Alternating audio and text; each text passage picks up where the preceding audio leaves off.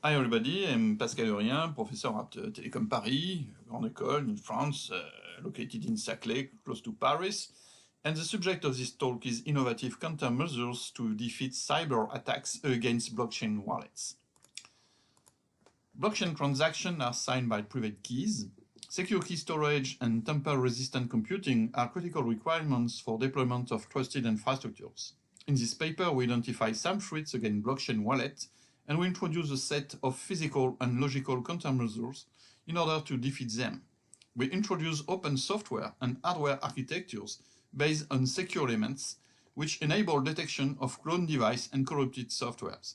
These technologies are based on tamper-resistant computing, that's to say Java card, smart card anti-cloning, smart card self-content attestation, application firewalls, bare metal architectures, remote attestation, dynamic PUF, physical unclonable function, and programming token as root of trust. A blockchain wallet is made of two parts, a set of private keys used to sign transactions, and a set of parameters needed to generate transactions. The secure storage and use of private keys is a major security prerequisite. The crypto terminals is a vault dedicated to blockchain key storage and use. The Bitcoin.exe software for Win32 was written in 2009 by Satoshi Nakamoto. About 16,000 lines of C++ code and 6 MB binary size. It included a set of data files managed by the non-SQL database, the Berkeley DB. In particular, private keys were stored in a file named wallet.dat.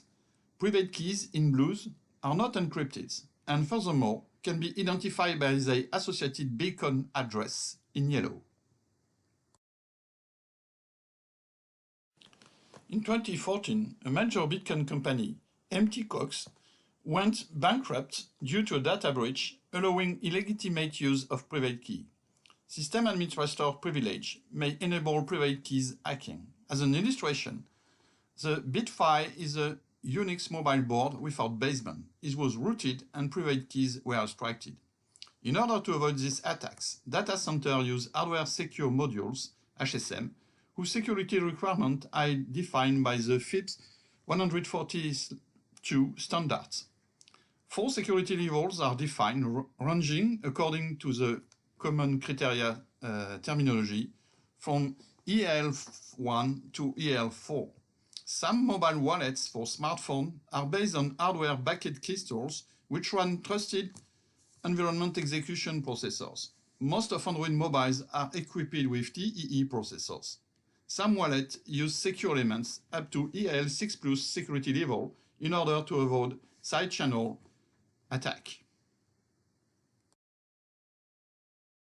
Here is an overview of blockchain wallets technology. On the right, hot wallets comprise a TCP/IP stack. It is, for example, smartphone board, website, including HSM, smartphone equipped with TEE, and laptop. On the left, cold wallet has no TCP/IP stack. They comprise device with microcontroller unit only, device with microcontroller units and secure elements, or microcontroller unit and crypto memory, tablet board with TEE, and crypto terminal.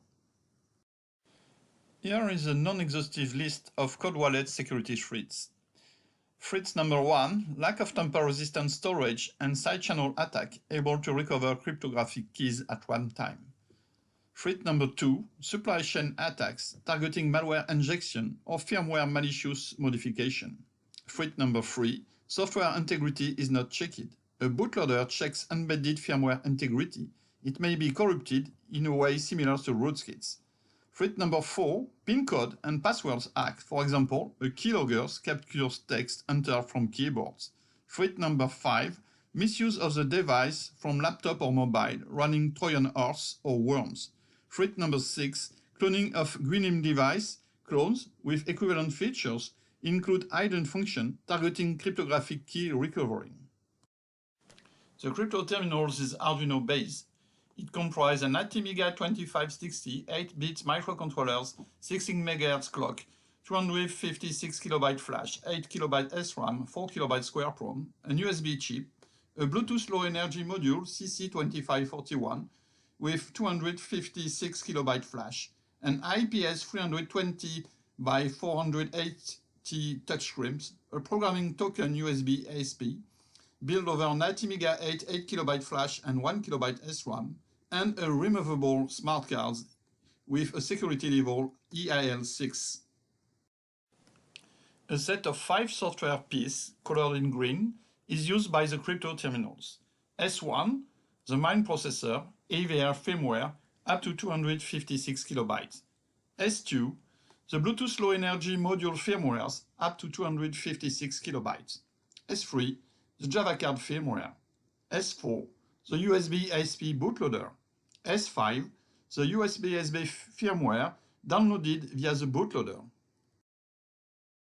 The crypto terminal security models comprise 8 points. Number 1, the security core is a removable EAL6 secure element, that's to say a Java card.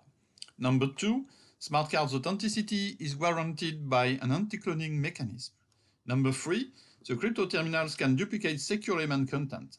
Smart card's content is self-attested, that's to say hashed and signed by smart card.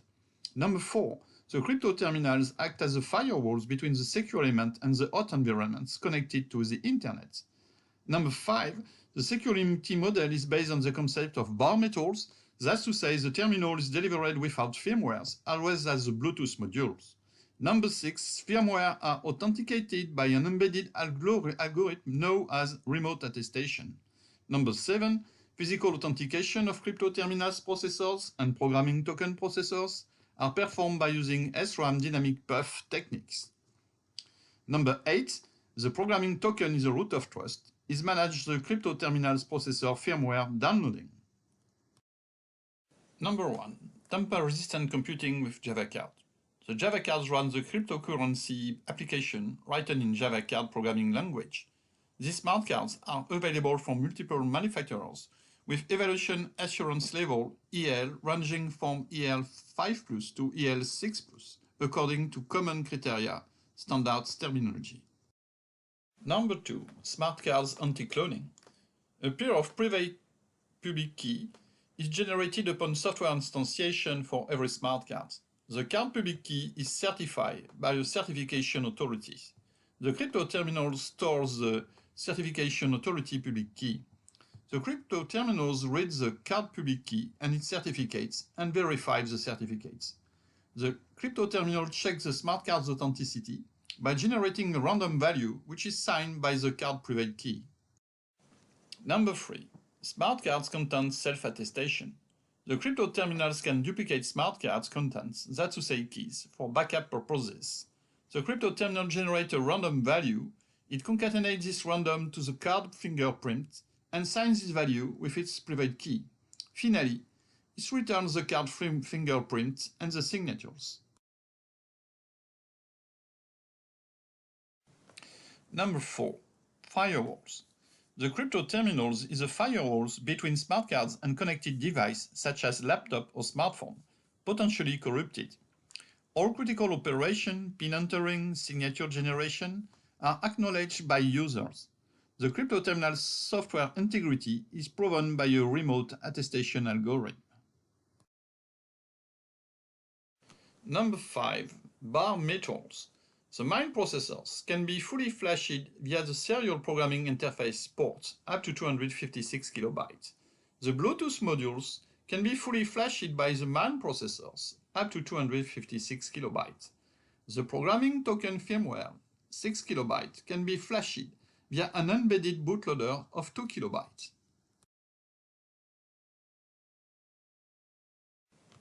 Number 6. Remote attestation.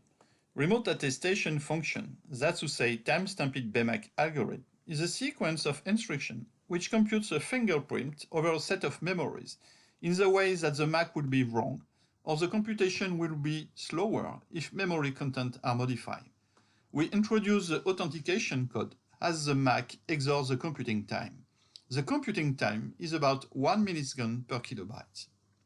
On the right, you see an illustration of authentication code computation from an integer values entered by the users. The BMAC algorithms compute a fingerprint of a set of memories M, such as flash, SRAM, square PROM, according to a pseudo-random order fixed by a permutation P about M³/4 permutation. Permutations are based on modular exponentiation and multiplication over Z/PZ group using P Sophie-Germain prime, whose generators can be computed. We observe, roughly speaking, a normal computing time distribution. Number 7. Dynamic puff. Upon power up, some SRAM cells have a fixed content. This effect is referred to as SRAM puff for physical unclonable function. We use SRAM puff for processor static authentication. Depending on voltage rising time, some SRAM puff invert their value. This effect is called flipping bit. We use flipping bit for processor dynamic authentication. We collect SRAM puff according to the following process. A memory probe is downloaded. The crypto terminals or the programming token are powered up with a no rising time. The SRAM content is dumped. Here is an illustration of static and dynamic authentication. IF is a square power-up waveform that creates flipping bits. IS is a slope and square waveform that doesn't create flipping bits. The left upper corner shows the result of 250 powering apps. SRAM cells, always read at 1, are colored in green, always read at 0 are colored in yellow, and noisy bit, not always 1 or 0, in white. Flipping bits observed for waveform IF versus waveform IS as colored in red. This bitmap is a kind of processor fingerprint. The right upper corner shows the threshold voltage distribution for flipping bits, which switch at low voltage below the processor's operating voltage. The left lower corner shows a comparison of SRAM content for a single IS waveform with reference obtained after 250 IS powers up. Only 2 errors colored in red are observed. The right lower corner shows a comparison of SRAM content for a single IF waveform with reference often after 250 IS power ups. Many errors colored in red are observed. Number 8. Programming token as root of trust. We download a bootloader in the USB ASP token. This bootloader is activated by a shortcut between reset pin and ground. The bootloader downloads an integrity probe firmware which executes a remote attestation algorithm, the time-stamped BMAC. The authentication code 5 digits is displayed by 2 blinking LEDs. Afterwards, the bootloader downloads the programming firmware for USB ASP. As a conclusion, we recall the summary of the security targets we try to reach. Secure element is a core security. It stores keys and computes signatures. It avoids side-channel attacks. We need to detect secure element clones in order to avoid evil-made attack. Because smart cards' cryptographic contents can be duplicated, we need a proof of their equivalent contents. Smart cards are handled by crypto terminals. This device is a firewall between connected device, potentially corrupted, and secure elements. A first way to trust embedded software is to fully reflash them when necessary, that's to say, to use bare metal architectures. Software are updated thanks to programming token. Consequently, we need integrity insurance about this device. Software integrity is proven by remote attestation algorithm. Hardware clones are detected by dynamic puff authentication algorithm.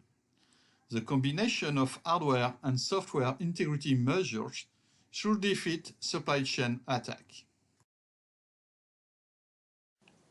Thank you for your attention.